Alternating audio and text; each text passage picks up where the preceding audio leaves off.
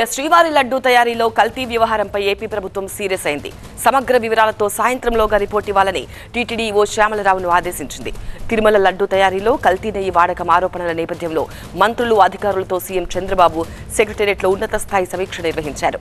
దానిలో భాగంగానే complete report ఇవ్వాలని కోరారు సీఎం చంద్రబాబు.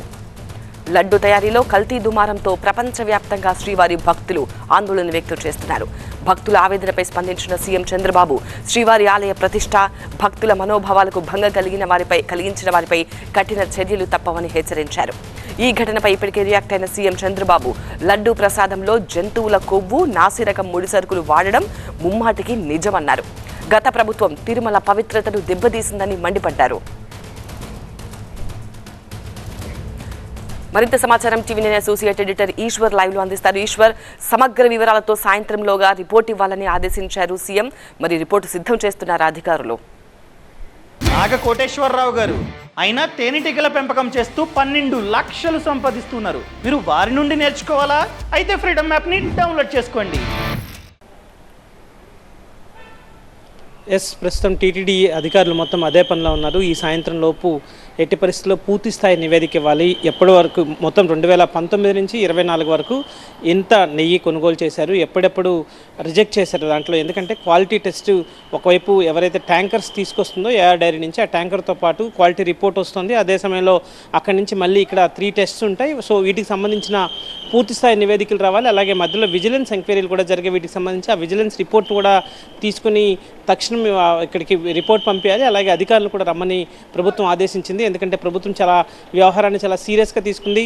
వాస్తవానికి తెలుగు రాష్ట్రాల్లోనే కొంత ఆందోళన తక్కువ ఉన్నాయి, కానీ మిగతా దేశవ్యాప్తంగా కావచ్చు లేకపోతే ప్రపంచవ్యాప్తంగా దీని ప్రకంపనలు పెద్ద ఎత్తున వస్తున్న నేపథ్యంలో అందులో స్వామివారి పవిత్రతకు సంబంధించిన అంశం కావడంతో దీనిపైన చాలా గట్టిగానే జరిగిన వాస్తవాలను వెల్లడించాలన్న ఉద్దేశం ప్రభుత్వంలో చాలా స్పష్టంగా కనిపిస్తోంది. కొద్దిసేపటి క్రితం ముఖ్యమంత్రి మాట్లాడిన సమయంలో కూడా కేవలం 320 రూపాయలకే కిలో నెయ్యి వస్తున్నప్పుడు ఎట్లాంటి అనుమానించాల్సిన అవసరం ఉంటుంది కదా, ఎట్లా వస్తుంది 320 రూపాయలకి? ఎందుకంటే దాదాపు అది బయట బహిరంగ మార్కెట్లో 1000 రూపాయల పైన వస్తుంది, అమ్ముడవుతుంది. అట్లాంటి దాన్ని కేవలం 320 రూపాయలకి ఇస్తామంటే ఎట్లా యాక్సెప్ట్ చేస్తారంటూ ముఖ్యమంత్రి మళ్ళీ దానికి కౌంటర్ ఇచ్చిన నేపథ్యం కనిపిస్తుంది. ఈ నేపథ్యంలో ఒకవైపు ప్రతిపక్ష నేత కూడా పూర్తిగా దానికి సంబంధించి మాట్లాడారు కాబట్టి వాటన్నిటికీ వివరణ కూడా ఇవ్వాల్సి ఉంటుంది. కాబట్టి ఎందుకంటే గతంలో ఎవరైతే ప్రభుత్వం చెప్తున్నట్టుగా కేఎంఎఫ్ ఏదైతే ఉందో, కర్ణాటక మిల్క్ ఫెడరేషన్కి సంబంధించింది 2015 నుంచి 18 వరకు అప్పట్లో కూడా లేదని చెప్పి ప్రతిపక్ష నాయకులు కూడా చెప్పారు. కాబట్టి దానిపైన కూడా ప్రభుత్వం అన్ని ఆరా తీస్తుంది. ఎప్పుడెప్పుడు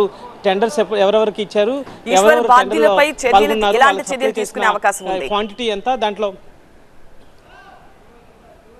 ఖచ్చితంగా ఈ రిపోర్ట్ తెప్పించుకున్న తర్వాత ఆగమ, వైదిక, ధార్మిక పరిస్థితులతో ముందుగా సమావేశం కావాలని ముఖ్యమంత్రి నిర్ణయించారు. ఆ మేరకు రేపే ఆ సమావేశం కూడా ఉండే అవకాశం ఉంటుంది. ఎందుకంటే ఒక ప్రతిష్టాత్మక దేవాలయానికి సంబంధించి, ప్రపంచవ్యాప్తంగా పేరున్న దేవాలయానికి సంబంధించిన అంశం కాబట్టి దీంట్లో అందరి అభిప్రాయాలను, ప్రధానంగా ఆగమ శాస్త్రం కావచ్చు లేకపోతే వైదిక, ధార్మిక పరిస్థితి వాళ్ళందరినీ సమావేశపరిచి దాన్ని సంప్రోక్షణ చేయించాల్సిన అవసరం ఉంటుంది అన్నట్టుగా పెద్ద ఎత్తున ప్రభుత్వం భావిస్తుంది. ఆ మేరకు రేపు ఆ సమావేశాన్ని ఏర్పాటు చేసే అవకాశం ఉంటుంది. ఆ తర్వాత చట్టపరంగా కూడా చర్యలు తీసుకోవడానికి ఎట్టి పరిస్థితుల్లో వెనకాడమని చెప్పి ముఖ్యమంత్రి స్వయంగా రాత్రి ఇక్కడ జరిగిన ఒక సమావేశంలో చెప్పారు. ఇప్పుడు కూడా చెప్తున్నారు. కాబట్టి ముందుగా దానికి సంబంధించిన ప్రతిష్టను కాపాడాల్సిన అవసరం ఉంది అని ప్రభుత్వం భావిస్తోంది. ఈ నేపథ్యంలోనే దానికి ఈ వైదిక పరిషత్ కావచ్చు, ధార్మిక పరిషత్ లాంటి వాళ్ళతో సమావేశం ఏర్పాటు చేసి ఆ తర్వాత లీగల్గా ఎట్లాంటి టెండర్ ఎవరికి ఎప్పుడు వాళ్ళు పాడుకున్నారో ఆ టెండర్లో ఉన్న ఆ క్వాలిఫికేషన్ ప్రకారం, ఏవైతే క్వాలిటీ క్వాలిఫికేషన్ ప్రకారం ఇక్కడికి సరుకు వచ్చిందా, నెయ్యి వచ్చిందా, లేకపోతే దాంట్లో ఇంకేదైనా వైలేషన్స్ జరిగాయి ఎన్ని చూసిన తర్వాత బాధ్యుల మీద ఖచ్చితంగా చర్యలు తీసుకుంటామని చెప్పి ఇప్పటికే ప్రభుత్వం ప్రకటించింది. ఆ మేరకు లీగల్గా వాళ్ళ మీద ఎలాంటి యాక్షన్ తీసుకోవాలన్నది కూడా లీగల్ ఒపీనియన్ తీసుకునే అవకాశం ఉంది. సో ఖచ్చితంగా ప్రభుత్వం అయితే ఈ వ్యవహారాన్ని ఇంతటితో వదిలే అవకాశం కనిపించట్లేదు. అందులోనూ ఇప్పటికిప్పుడు పెద్ద ఎత్తున ప్రపంచవ్యాప్తంగా ఆందోళన వ్యక్తమవుతున్న నేపథ్యంలో దీనికి ఒక క్లారిటీ, ఒక లాజికల్ కన్క్లూజన్ కూడా ఇవ్వాల్సిన అవసరం ఉంది. కాబట్టి ప్రభుత్వం అయితే మొదట ఈ టీటీడీ రిపోర్ట్ని తీసుకుంటుంది. దాన్ని స్టడీ చేసిన తర్వాత రేపు మిగతా ఇట్లాంటి ధార్మిక పరిస్థితి వీళ్ళతో సమావేశాన్ని ఏర్పాటు చేసుకుంటుంది. ఆ తర్వాత లీగల్గా తీసుకోవాల్సిన చర్యలను కూడా తీసుకోబోతున్నట్టుగా రాష్ట్ర ప్రభుత్వం ప్రకటించిన నేపథ్యం కనిపిస్తుంది. సో ఈ దిశగా ప్రభుత్వం ముందుకు వెళ్ళబోతున్నట్టుగా మనకు చాలా స్పష్టంగా అర్థమవుతుంది. రైట్ ఈశ్వర్.